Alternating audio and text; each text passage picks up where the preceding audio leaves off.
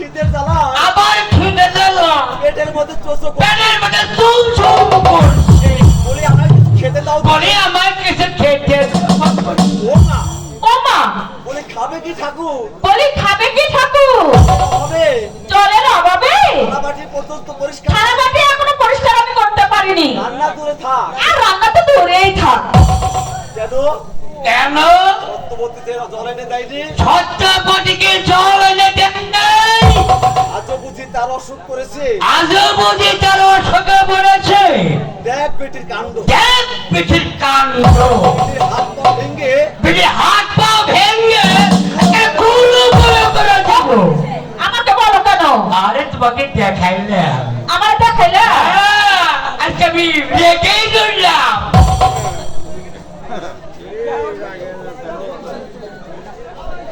আমি একটু জল আনতে গিয়েছিলাম গরুর জন্য বলি মা এত দেরি হলো কি কারণে আপনি যে আমাকে গরুর খ্যার কাটার জন্য দিয়েছিলেন এটা কি মনে আছে না মা ভুলে গিয়েছিলাম বয়স একটু বেশি হয়ে গেছে এই সত্যবান কি করি কি করি রাখছি আটকে রাখতে পারি না। রাখছি আমি আটকে দেখতে পারি না আরে সত্যবতী যখন ছত্রপতি যখন পিতা বলে ডাকি পিতা বলে ডাকি তখন সমস্ত তখন সমস্ত রাখ ফসকে যায়